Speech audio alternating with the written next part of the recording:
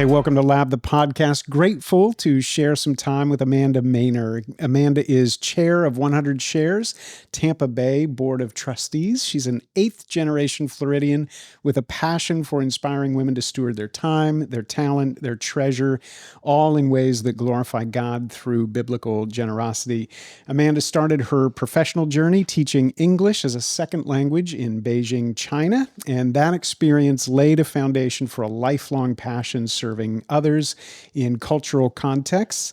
She spent 14 years as a certified fundraiser for a local hospice where she developed a profound appreciation for living with intention and purpose, and for 7 years has served right here as a vice president and gift advisor at the National Christian Foundation in Tampa Bay. And in that role, partnering with donors and financial advisors to educate and provide innovative strategies on charitable giving to help individuals maximize the impact of what God's given to them to steward. She's a dynamic facilitator of Women Doing Well generosity retreats and experiences designed to help women develop their 2-word purpose statement and giving plans that reflect spiritual calling and kingdom purpose. Amanda and her husband Andrew have been married for 20 years. They reside in Tampa with their 2 young adult sons that they've adopted through local foster care system, and together they lead missions and outreach committee at Bay Haven Presbyterian Church. All of that while making time to do podcasts. So Amanda, thanks for making time. It's awesome to get an in-person conversation. Absolutely, Zach. This is such a privilege to be able to come here and just share about things I'm passionate about and the work that God has called me to serve in and serve in his ministries. Yeah, well, it's cool. Thank you. You don't have to say yes to these invitations, but I'm so glad that you did. And I'll touch on this in a while and just 100 Shares and what I think of the organization and why I was so excited to have this conversation. But before we dive into all that, 8 generations, every time I read a bio, there's something that jumps out. And I was like, really, 8 generations in Florida? 8th generation. In fact, it's the Summerlin family. And for anybody who's been around different parts of the state of Florida, you might notice the Summerlin Boulevard or know about Jacob Summerlin, who's the cattle king of Florida.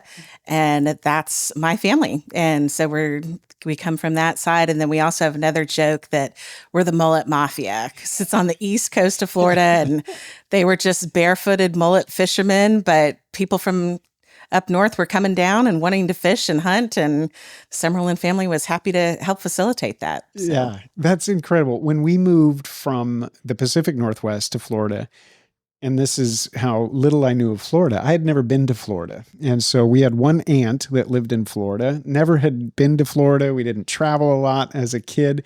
And I had no idea there were cattle ranches in Florida. Right. And we drove down in our big Penske truck to move to Florida. And we're driving through the spine of the state. And I was looking around, there's horses, there's cattle. I was like, this does not look dissimilar to Oregon in agriculture and farmland. It was, I expected nothing but like Clearwater Beach. Yes. And it was not that. It's cattle ranch. There's a whole culture. There's a whole culture. Yeah. Yeah, it is. It's really fascinating. Unexpected. You think of the orange groves and the beaches and it's beautiful. It and is. It really is. Like when you drive through, if you haven't come to Florida, that's my shameless plug. Like there is like a beautiful side to Florida that's really wild. And I mean, somebody saw like a bobcat or a cougar on the beach the other day. I don't know if you saw that on social media. It was crazy. I was like, that's Florida, right? That is Florida. Other than cougars on the beach and humidity and hurricanes, what's another attribute like that you know for a true Florida? You're 8 generations. Like people associate all sorts of stuff with Florida, but Florida has got some of the most incredible people that we have ever met, like have been in this state, just incredible, incredible people. What other attribute would you say that if you knew a true Floridian, they have this quality about them? What would you say it is? I think it's the easygoing nature and hospitality. I know for my family, primarily that family is all on the East Coast. And, their home is always open, and that's been happening again for 8 generations. I hear stories about my family, and they had Seminole Indians that were living near them that would come and eat with them. And, it was just open. We had a pineapple plantation that was there, which you might not think about when it comes to Florida. And, people were just always coming and going. Anybody could stay at the house, and it's still like that. It's my grandmother, even though she was in Tampa, it was always an open door and that sense of hospitality. Everybody knew they could come stay with her if they needed to, if they needed a place of refuge. So it really has that Southern charm that you see in maybe some of the other Southern states you wouldn't equate with Florida. Yeah. Now, I think that's true in our experience. Like the people are super open, hospitable, and it has that Southern charm and hospitality, and then also like its own eclectic thing. It's pretty Yes. cool. It's very, very different. Is there any other place that you've ever wanted to live? Like, have you? I mean, you went to Beijing. That's a jump. But if you could spend a year living anywhere else on the planet, where is there a place that you'd go? Yeah, I've always wanted to. I'd visited Thailand while I was in China, and I would probably love to go back to Thailand. There was so much culture that I wanted to explore while we were there, and it's so diverse. We were in the northern part of Thailand, then traveled further south, and there just seemed like there was a lot to unpack there. And I would love to go back and spend more time there, sans the humidity. But it really was. The food was amazing. The people were amazing. And we had come from Beijing where it was the winter time. It was this concrete city and everything was dead and there was dust storms happening. And you go down to Thailand and it is so colorful. The people are colorful. They're so welcoming. And then it's just the beauty of the mountains there, and then the beauty in the south of the beaches. And so I would love to go and spend more time there. Are you surprised? Like, if you could interview yourself as a kid, would you be surprised that you ended up jumping and going and teaching English in a different part? I mean, it takes courage to Absolutely. like do that. Does that Yes, surprise you? absolutely. Because my plan from a little girl was to be a physician. I was going to have a family practice. And then suddenly the Lord got a hold of my life in college, and I went from pre-med to then all of a sudden telling my parents, "Hey, I'm off to China to teach English." And it was a shock to them, and China had never been on my radar. I Even in high school, I went to Mexico, and I also visited Haiti my senior year, and just that area had a little bit more of a calling on my life. And then suddenly we had an opportunity to go to China. And I was like, what?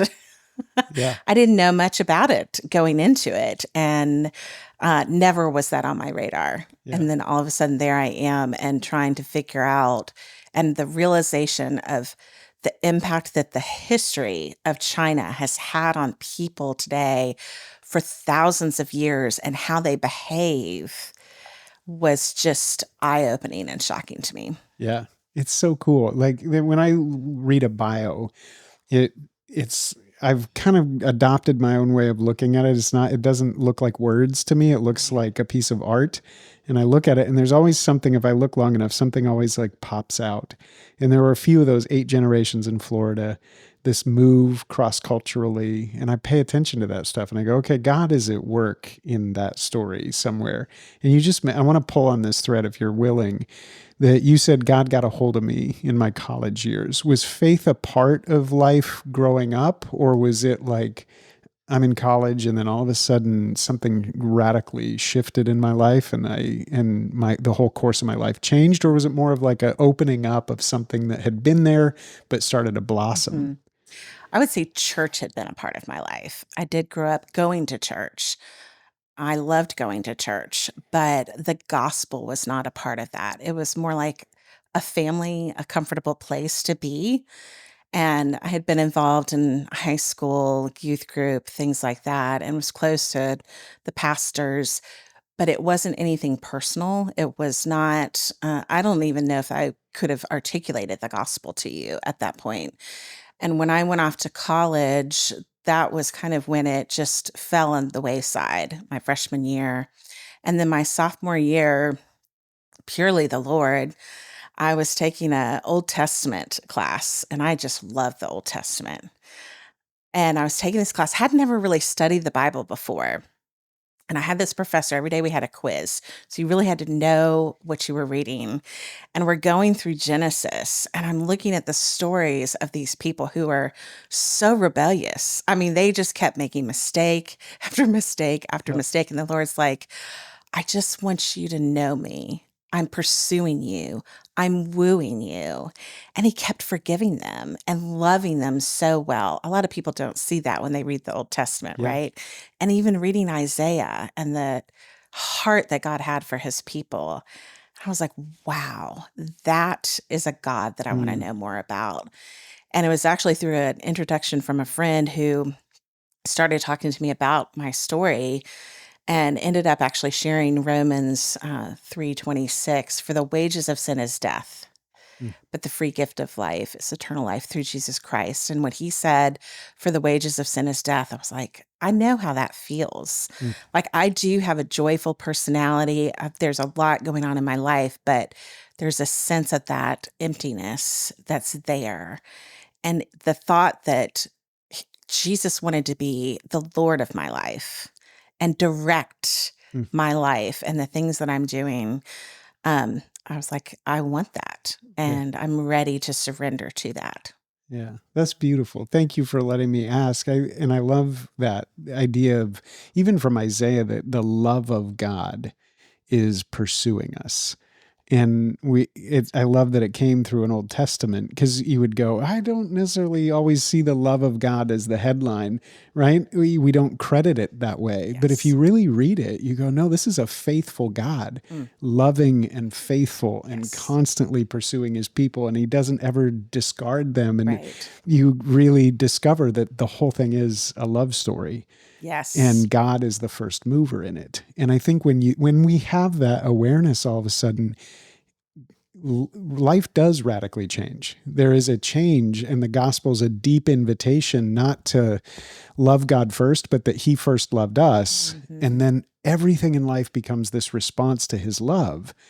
And that's what I think is so cool about the way that he's formed you and shaped you. You personally experiencing that, but then shaping you to be able to help other people who have had that experience, then begin to go, okay, so how do I do that well? How do I respond to God in the way that that is unique, right? And that he's called me to, which is the other part of your story, was this 2-word statement, right?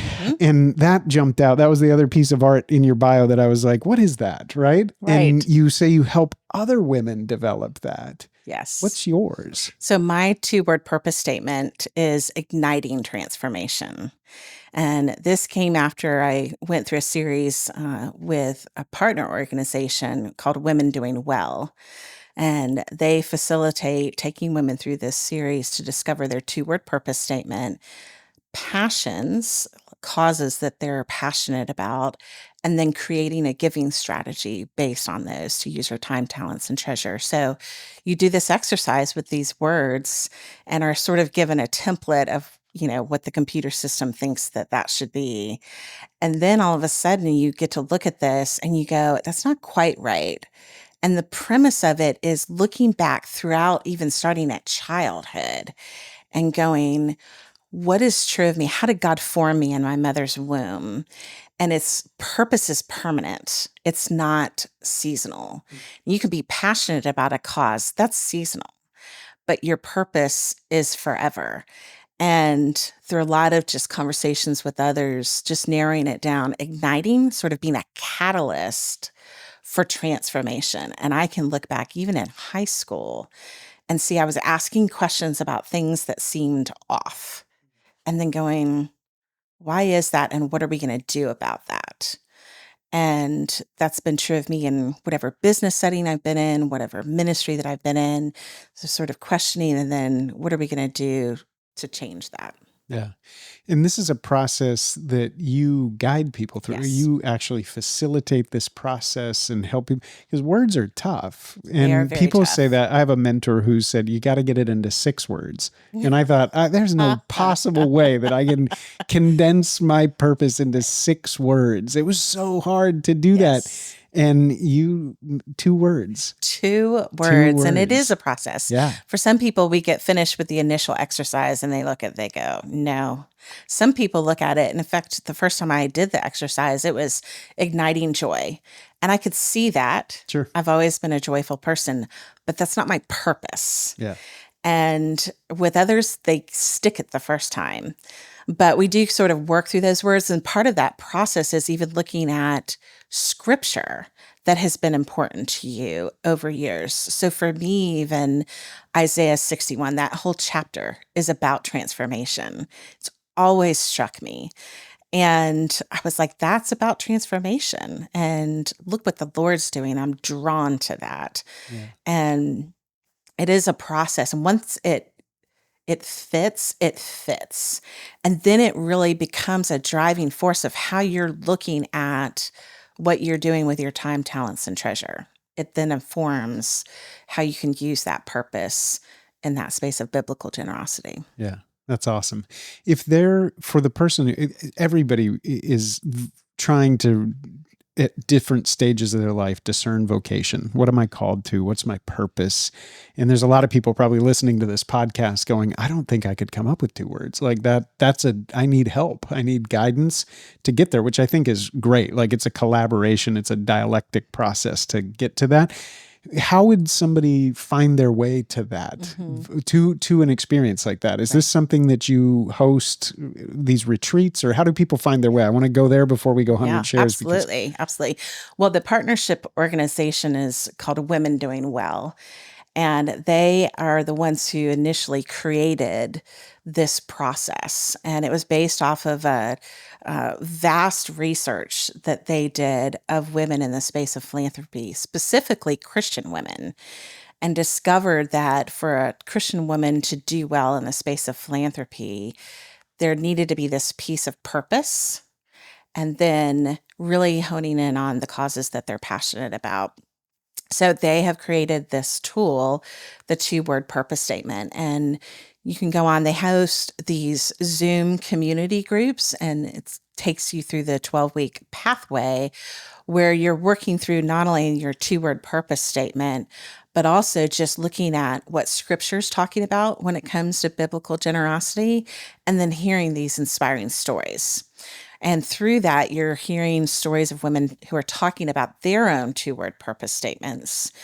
And then it sort of helps you to also discern when you're in the process, that word sticks out to me a little bit more than the initial one of joy. And it is helpful to just think back throughout your life because purpose is permanent. So what is true at different pivotal moments in your life? But the tool is really helpful. I am such a fan of the Women Doing Well material, and it has been transformative to me. And I wish I'd had this tool earlier. Because I've worked with a lot of women over the years that could have really benefited from having that. Yeah. I think that's part of why I was so excited to talk to you. I could see it, the passion and the clarity that you have for your purpose.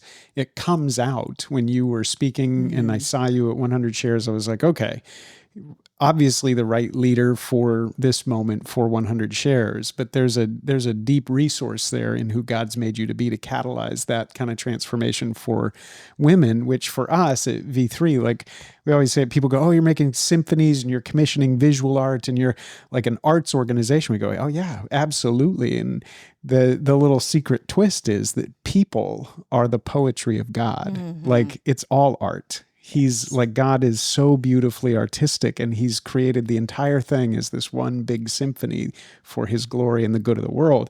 And people, when they come alive and they discover who God's made them to be, something incredible happens. That's what we mean. The life and beauty of the gospel starts to pop up all over the world like a wildflower appearing in some unexpected place. And you look at it and you go, no way, how is that possible? So I couldn't go back and listen to that. Go find your way to one of these. If you haven't experienced something like that, that process of clarity of purpose and vocation is so good. And that process, igniting transformation and that movement was, God had planted that purpose a long time ago.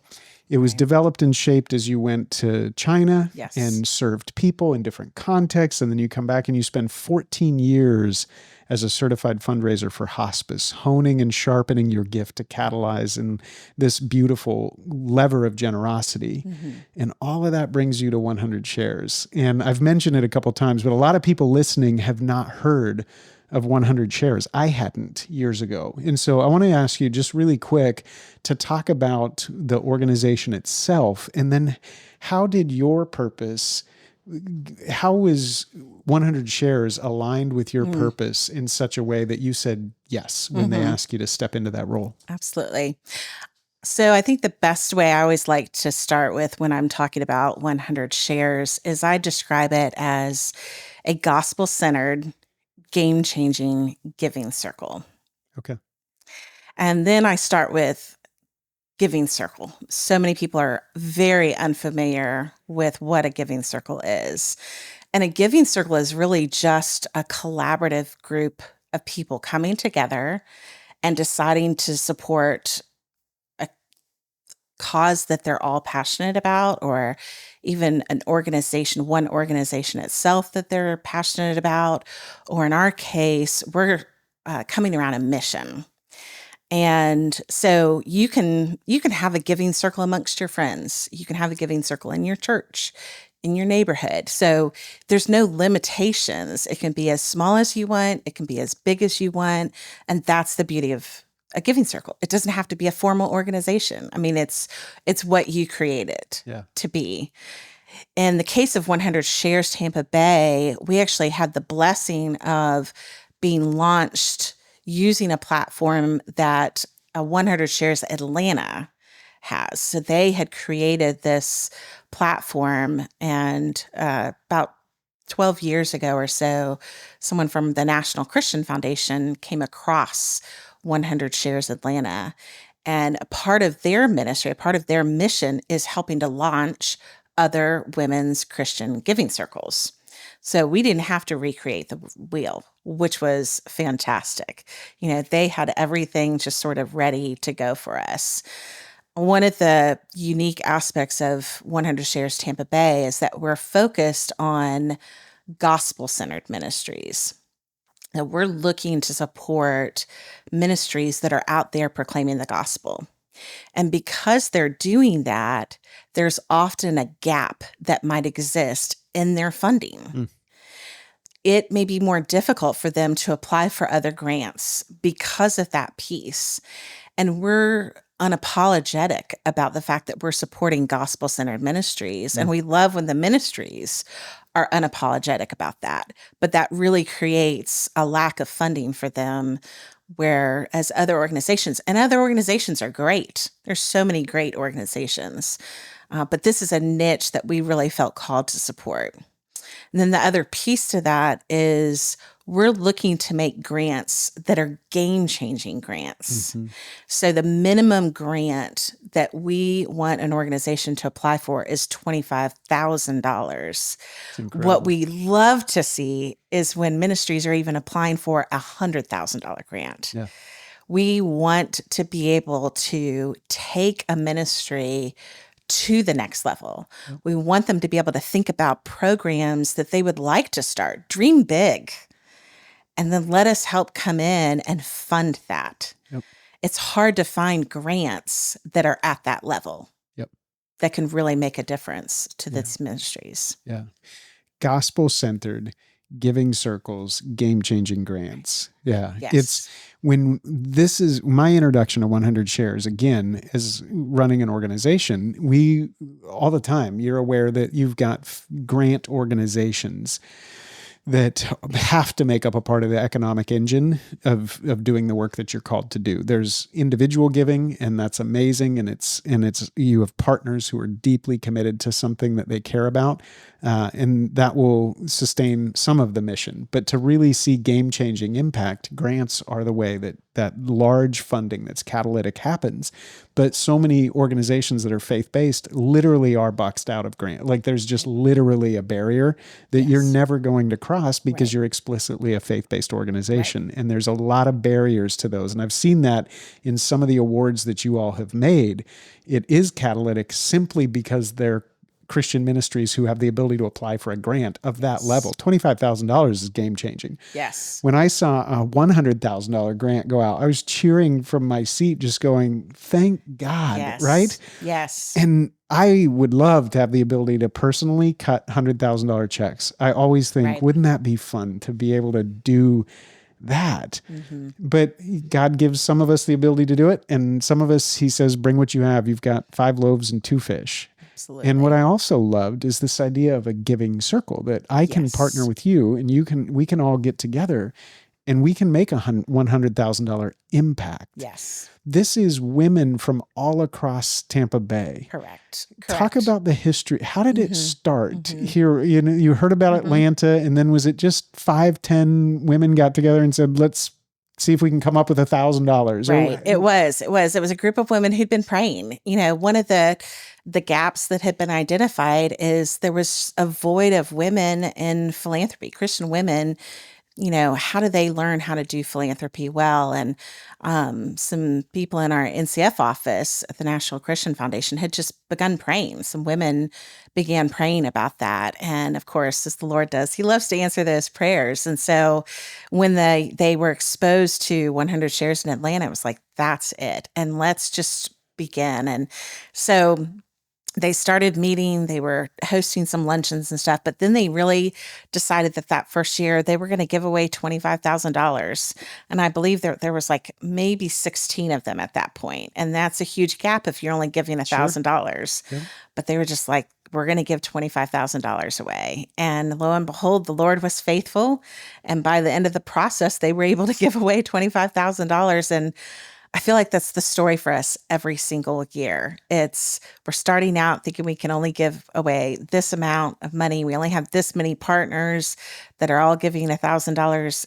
And then all of a sudden, it's like this past year, we had 185, 86 partners. We gave away $200,000. God's economy in this giving circle is crazy. Yeah. And every year we see that. Yeah. It's his ministry. He's doing this. And it's so cool to see, I'm sure, from that vantage point of those original members, to look today and go from $25,000 to where we are today and how many women are participating. How do people get involved? I mean, does somebody even listening to this podcast and going, I never had any idea that this existed and existed in Tampa Bay. Maybe there is one in another city, but in Tampa Bay, 100 Shares Tampa Bay, how does someone get involved, and what does that look like for somebody to say, like, okay, I want to do it? Yes. So most of the time it's actually a friend that's telling them about it. But there's been a handful of people that have come across us through our website, 100sharestampabay.org. And then what happens is they may go online, read about it, but really it's an invitation from a friend who's passionate about what they've gotten involved in. And there isn't much involvement. I think that's the other beauty of a giving circle is there isn't a ton that someone has to do. You know, they can have something as simple as, I'm just going to write a check, knowing that this check is going to be used on something that has thoroughly been vetted, and that's great. Or you can invite a friend to a coffee that we'll host so people can learn about 100 Shares and see if it's the right fit for them. We also have a large coffee that we host at the end of October that they can come to and explore. That's when we're beginning to just give people a taste of the grant finalists for that year. So you go, well, that's interesting. I've never heard of some of these ministries. I want to learn a little bit more. And maybe they are not quite ready to get involved, but if they start walking with us through the grant season, then they're going to really get a good idea of what 100 Shares is all about. Yeah. It's cool. If you're listening to this, I just think go look, and we'll put the website in the links, but get educated, because there is such a powerful lever to that gospel-centered giving circle with game-changing grants. We've seen it. We've listened to the stories of the impact that is being catalyzed by these grants, and it's incredible. And you get to be a part of it. And I think you get to be a part of it with an organization that is vetting ministries. There's integrity at every level of it, and you get to participate as much or as little as you want, right? You can go to the meetings, write your check, or you can become deeply involved. And I've seen friends who are leading and praying and guiding and helping organizations.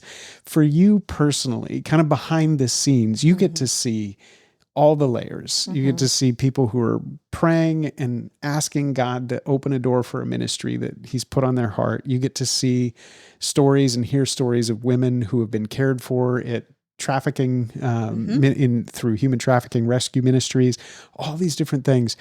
Is there something that stands out in the last year where you just go, that's why I do it. That's why this is such a powerful ministry to be a part of? I think one that stands out, which might be a surprising one, has to do even with one of our partners. So one of our partners that has been involved since almost the beginning, and has become a dear friend of mine. We actually got to know each other better when I facilitated a Women Doing Well group that she was involved in. And she was sitting in this Women Doing Well group, and she goes, I'm going to share something out loud that I never thought would come out of my mouth, but I've been sitting on this and praying about this for about a year. And she said, I think God's calling me to start a 100 Shares in Nashville, Tennessee. She spent part-time in Nashville. And this is a woman who, she was a nurse in her career, and throughout the community group, you could sense some insecurities. This is not necessarily someone who you would go, oh, this is a mover and shaker. That's going to be, this was a real stretch for her. But having been involved in 100 Shares and seeing that progress, then getting a better sense of her purpose and her passion and seeing all of that marry together. So she prayerfully set about going and gathering women and setting up a board. And then last year, or this past spring, they had their first grant that they gave away, and they gave away $100,000 in their first year. Their first year. That's incredible. And it blew me away. And I mean, it gives me chills to this day to go back to that moment, to see how that all unfolded, and then to see her blossom and flourish and take on this leadership position to just rally the women in Nashville and say, let's do this. And then they gave away $100,000 grant. That's so cool. It's so crazy too to think. We talk a lot about the life and beauty of the gospel and like, what is it to live this life to the full? And the current narrative in the West and in America, we're trying so hard to find that in every different way. And a lot of people have a ton of money. They have a ton of access to amazing things. They travel all the time, eat all the time, do all the things, and they're bored. And they're literally bored. Yes. They're not happy. They're, and you go, well, I do a charity thing at the whatever, but I'm kind of disconnected from it. There's just a malaise. And we've talked a lot about that, even on our Wayfair podcast. There's like a malaise, and it's generosity in so many times that flips that. Absolutely. And the kingdom of God is like, no, like flip it on its head and start giving away. Yes. And all of a sudden your life comes incredibly alive. Yes. Because you get to participate in something so far beyond yourself that seems to be impossible and see life change in ways that never could have happened. Right. And you get a front row seat to it. You get to be a participant in it, which I just think it's incredible. How has your view of money changed just in your time? Like from go 14 years back or even into the deep history in hospice, raising money, being a certified fundraiser, now at 100 Shares. How has your view of money kind of evolved or matured? And how do you see it now at this stage? So the biggest way it's matured is just going from a scarcity mentality. And, it was even in the fundraising, because you're fundraising for an organization and everybody is chasing after that same dollar. There's just never enough. And that's not biblical generosity. Biblical generosity is recognizing that God owns it all. He owns all the cattle on the hill, and trusting for him to provide. And for me, and I'm still wrestling through it, I think most people that I've talked to wrestle with a scarcity mentality, Mm. even if it's feeling like I don't have enough time. I don't know what I'm gifted at. I don't have enough to be able to, what can I offer? Sure. Or even, and yeah, I know you mentioned the word bored. I love it when I can encounter someone who says that they're bored, and I've heard it a lot, and I'm Yeah. going, wow. Let's talk. Let's talk. Yeah. My wife says you're not allowed to say that word. And if you do, Yes. welcome. Yes. Yeah. And let's uncover all the potential, what the Lord has given you. There's an abundance of possibilities here. And so I think even when it comes to money, it's recognizing that even this year with 100 shares, when we kicked off our season, it was as these two hurricanes deeply impacted our community. And quite frankly, I went back into that scarcity mentality. I don't know what we're going to be able to grant this year. Sure. Because who's going to have this on their radar? I don't even know when we're going to be able to pick our finalists, when we're going to be able to host the event. How in the world is this going to happen, Lord? And I'm telling you what, and I'm thankful that on our board, one of the women, her 2-word purpose statement is instilling courage. Mm. And she's back there, she's going, this is going to happen, Amanda. It's the Lord. Mm. It's not about us and what we're going to be able to come up with. It's the Lord who's going to do this, and so some of our partners couldn't give their partnership gifts last year because they were taking care of others or themselves. And again, we were able to give way more than we thought we were going to be able to give. I couldn't even begin to tell you where all that came from, except the Lord. And that's an abundance mentality. I love Psalm 23:1. The Lord is my shepherd. I lack nothing. Mm. Period. Mm. And I want to view money that way. Mm. It's God's money. Mm. I'm just here to steward it. Mm-hmm. Yeah. I'm here to ask the Lord, what do you want me to do with your money? Yeah. What do you want me to do with my time? How can your desires then become my desires? And that is how I've seen even just the past year. It's a journey for me, and I'm trying to not go back into that scarcity mentality, because then I'm clamoring on my own resources and my own strengths. And I am learning to embrace a place of weakness so that he's strong and so that he gets the glory. And that this year, the picture for our 100 shares was coming from such a place of weakness, and God gets the glory for everything that happened throughout the year. Yeah.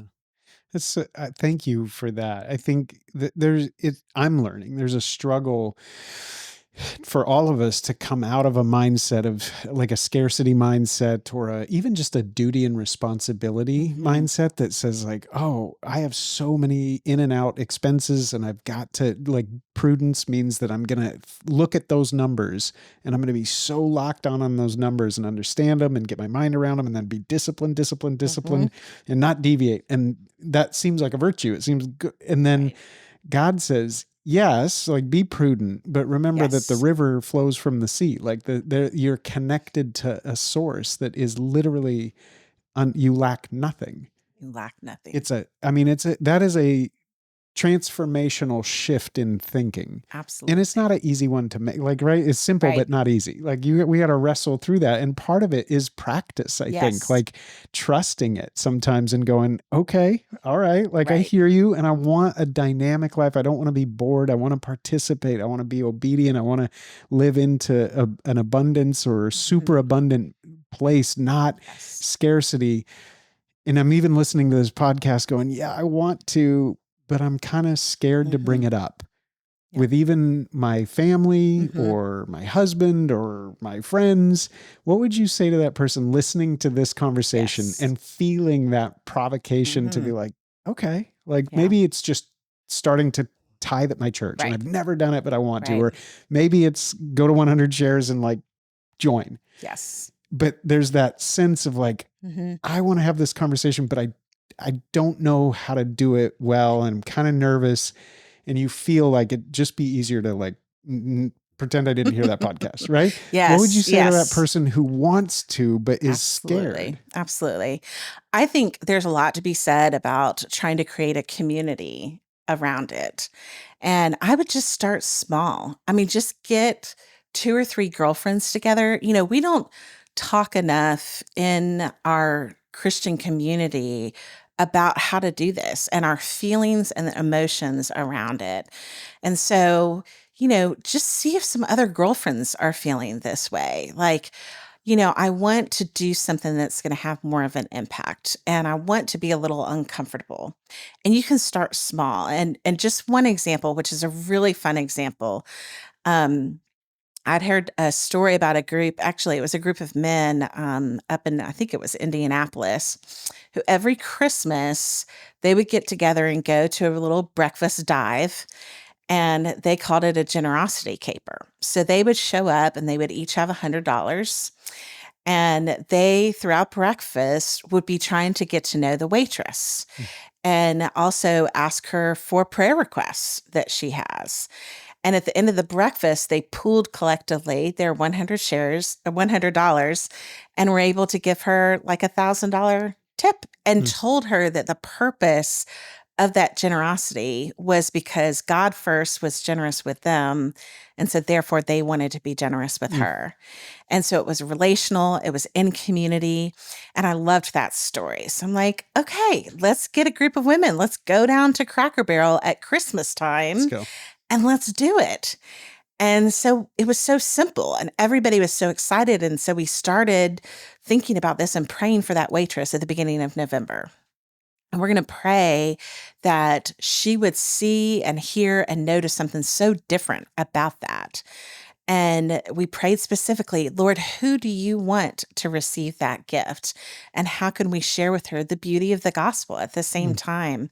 And I loved how it evolved because we actually ended up writing little notes to give to her as well. And someone even brought a Bible to put it in. And we were giddy as we arrived because we'd been praying about that moment for a month. And, the Cracker Barrel, it's Christmas time. There's all these, it's just the right place. Sure. Yeah. It's pretty good. So we go there, we sit down, and we're starting to interact with this waitress. And she's just adorable. She's from another country. She's trying to make ends meet. She loves that we've asked her for her prayer requests. She's telling us her story. And then at the end, we get to present this gift to her.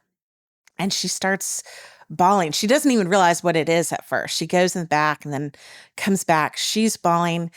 Some of the other waitresses come out with her as well. And they're crying and they're like, you don't realize how much she needed this. We've been praying for her. She's not a Christian.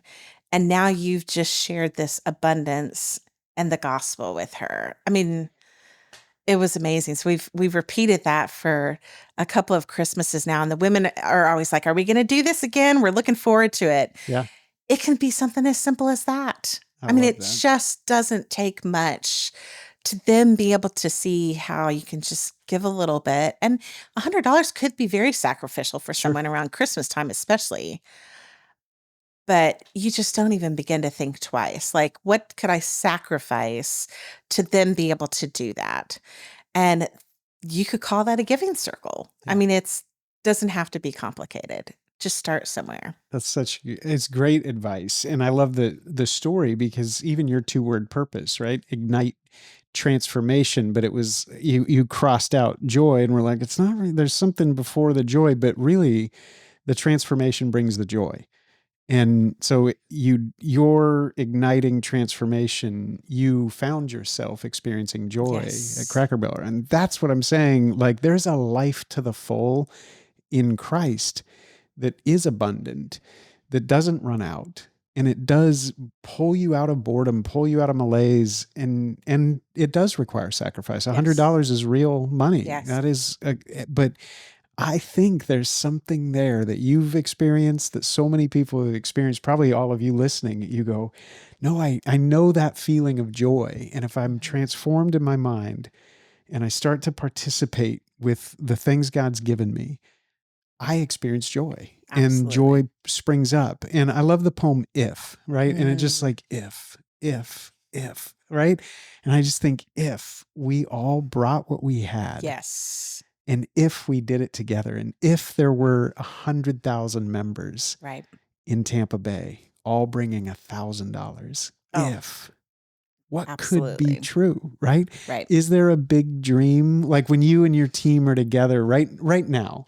What is the 100 Shares team dreaming about, praying for? Mhm. Are you like, oh God, we're so close to Yep. this? I mean, everybody's got, even if you're not saying it, Yes. like, what's the thing that you're like, wouldn't that be cool Yeah. if? It's the big, hairy, There you audacious go. goal, the BHAG. Yep. And the BHAG really, it was set 10 years ago or a little less than 10 years ago. So we're coming up on the BHAG in 2027. And the goal was to be able to give away, I think it's 1.4 million by 2027. Okay. And actually, I think, Lord willing, we're going to hit it next year because last in the spring, we have cumulatively given away over $1.3 million. That's incredible. So we're going to have to come up with something else. This year, we just got off of our board retreat and we're going to be doing some wall work, Okay. right? We've been around 11 years. We've just been growing, growing, and growing. And my heart this year has really been towards sustainability of this and what do we need to do to get better, and what do we need to do to just tweak and refine, because we're a grassroots Sure. organization. The board is just all volunteers. We've always just been volunteers. Yep. Which I think is pretty amazing awesome. as well. We're just a group of women. We just volunteer time. None of us have really come to the table with these outstanding gifts, and that surprises a lot of people.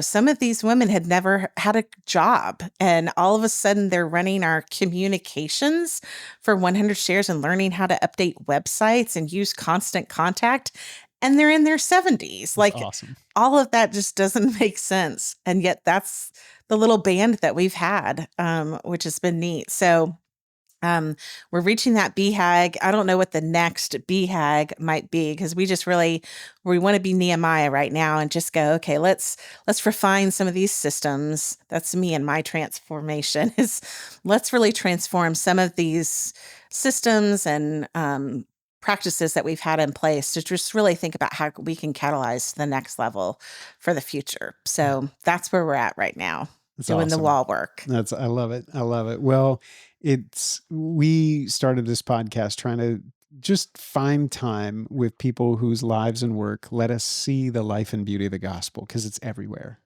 I mean, if you're paying attention, it's everywhere. And it's in a hospice room.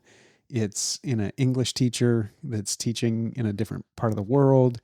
It's right now. It's in a waitress's life. It's in the group giving money to that. I mean, we are nested within this incredible love story. And if we pay attention, we see that God is trying to wake us up to it. And there's a great invitation there. So when I heard you speak and when we experienced the 100 Shares community, all of us on our team were like, oh, wow, right? There is something really beautiful happening. So thank you for letting us get just a deeper glimpse into it. And I hope if you're listening, that if you haven't heard of 100 Shares, that you'll go check it out, because it really is amazing to see the catalytic power of giving circles and gospel centered ministries having game-changing grants. And to be able to do that together, I think it even makes life in a city better.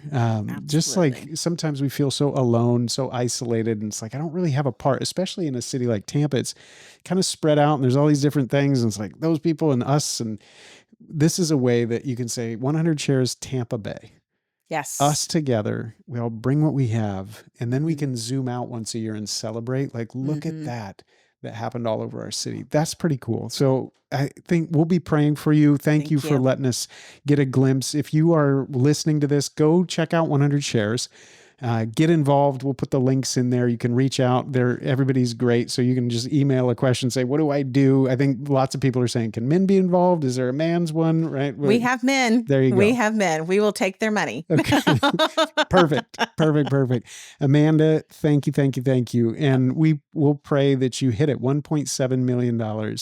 I think it would be amazing. The fact that could happen this year would be incredible. Yes. So, yeah. Thank you, Zach. And I just appreciate your ministry in this podcast. And I love that even some of the grant recipients have been on your podcast. That's a part of the beauty, again, of the fruit from 100 Shares is all those ties and networks, and how the city and ministries across Tampa Bay become more aware of what's going on, and the women become more aware of what's going on in their own backyard that we've never heard of before. Yeah. And you really see a city that's vastly different when you're looking at it through the lens of all these ministries. Yeah. I think that's one of the great joys of these conversations. We got to know some of our guests through 100 Shares. And they're people that I would have never known if 100 Shares didn't get behind them and catalyze their work.